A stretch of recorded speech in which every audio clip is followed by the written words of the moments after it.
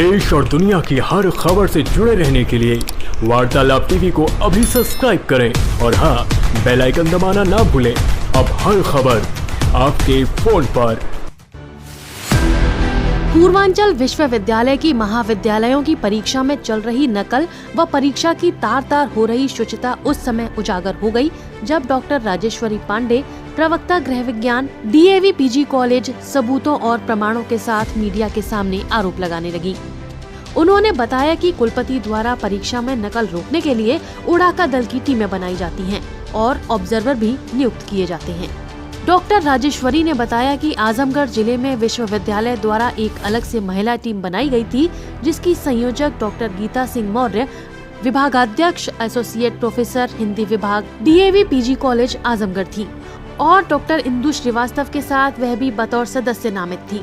परीक्षा 6 जुलाई से शुरू हुई। पारिवारिक कारणों से वह कॉलेज में 9 जुलाई को रिलीव होकर टीम के साथ कॉलेजों में निरीक्षण में चलने लगी। जहां कॉलेजों में नकल पकड़ी गई, वहां उनकी रिपोर्ट न करते हुए शुचितापूर्ण परीक्षा दिखाया गया तो उन्हें बेहद आश्चर्य हुआ। संयोजक से पूछने पर उन्होंने कहा कि मानवीय दृष्टिकोण के कारण ऐसा करना पड़ता है। जहां निरीक्षण के लिए डॉक्टर गीता सिंह पहुंचती थी, कुछ देर बाद ही उनके पति डॉक्टर अखिलेश चंद्र मौर्य, जो कि गांधी पीजी कॉलेज मालतारी आजमगढ़ में बीएड विभाग के एसोसिएट प्रोफेसर हैं, उसी सेंटर पर पहुंच जाते थे। साक्ष्य सहित नकल पकड़ने के बाद भी दोनों लोग उसकी सही रिपोर्टिंग नहीं करते थे। डॉक्टर अखिलेश चंद्र मौर्य केंद्र पर अपना फोन नंबर भी देते थे कि बाद में बात होगी। जिन कॉलेजों में नकल पकड़कर सही रिपोर्टिंग नहीं की गई, उस रिपोर्ट पर उनके हस्ताक्षर जानबूझकर नहीं कराए गए, जबकि ये विश्वविद्यालय के नियम विरुद्ध है। उन्होंने कुलपति से साक्ष्य सहित इसकी शिकायत कर दी। इसी बीच आभास होने पर डॉक्टर गीता सिंह मौर्य लगातार फोन करती रही। डॉक्टर अखिलेश चंद्र मौर्य ने भी न केवल मिलकर मैनेज करने के लिए दबाव डाला, बल्कि अन्य लोगों से भी दबाव डलवाया, जिसका ऑडियो क्लिप उनके पास मौजूद है। उनकी शिकायत पर कुलपति ने 22 जुलाई को महिला टीम को विघटित तो कर दिया, लेकिन पर्यवेक्षक डॉक्टर अखिलेश चंद्र मौर्य पर कोई कार्रवाई नहीं की गई। ये कुल पूरी ताप 18 लिखे हैं। हाँ, टोटल कापी 18। तो अब जैसे ये भी कापी विवरण में जो है विवरण होना चाहिए। ठीक, तो 4 बच्चे कहाँ आपके भौतिक विज्ञान के बैठे हैं, किधर बैठे हैं? ये है ना? दो हैं। तो 2 कहाँ एब्सेंट आपने दिखाया?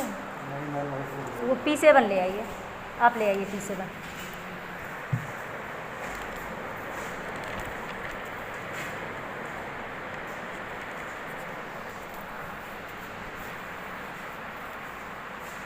चार है तो 4 साइन होने चाहिए। इधर देखिए, और दोनों में अभी आपके भी P7 में मैम आ जाएगा सिग्नेचर करके, एब्सेंट लगा करके, यहाँ भी आ जाएगा।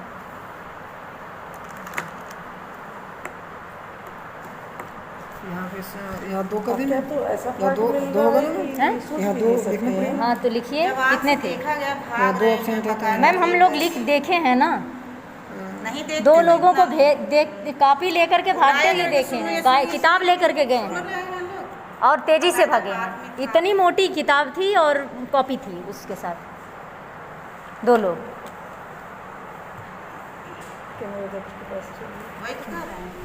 इसको लेते चलिए।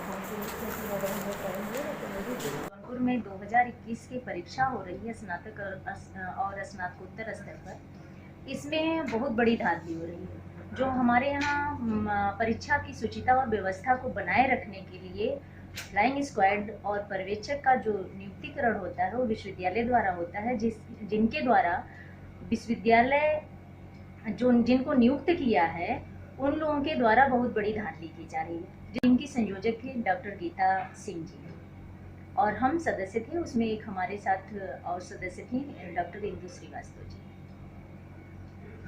तो जिन जिन कॉलेजों में नकल पकड़ी गई, उन कॉलेजों की डॉक्टर गीता सिंह द्वारा सही रिपोर्ट लगाई गई है कि नकल नहीं हो रही, जबकि उसके सारे साक्ष्य हमने बीसी मैम के सामने प्रस्तुत किया। बीसी मैम ने केवल गीता मैडम को, जो गीता मैडम की जो टीम थी उसको उन्होंने निरस्त किया, जबकि जिस कॉलेज पे हम लोग पहुंचते थे उसी कॉलेज पे उनके डॉक्टर गीता सिंह के हस्बैंड डॉक्टर अखिलेश चंद्र मौर्य जी भी पहुंचते थे। दोनों लोगों के द्वारा नकल विहीन रिपोर्ट लगाई गई, जबकि कहीं 15 मिनट देर से एग्ज़ाम ख़त्म हुआ, वहाँ उन लोगों ने पकड़ा। कहीं पूरी तरह से कॉपियाँ मैच की गई, वहाँ उन लोगों ने पकड़ा और नकल विहीन रिपोर्ट लगाया, जबकि खूब नकल हो रही थी। और पूछने पर जब हम पूछते थे कि मैडम ऐसा क्यों किया जा रहा है, तो कहा जाता था हमसे कि ये मानवीय दृष्टिकोण है। सदस्य चलते हैं फ्लाइंग स्क्वाड में, सबका सिग्नेचर होना अनिवार्य है, हस्ताक्षर होना चाहिए। जहाँ हम चले उसमें से 7 ऐसे विद्यालय थे जहाँ पर अनियमितता पाई गई। उसमें श्री शारदा महाविद्यालय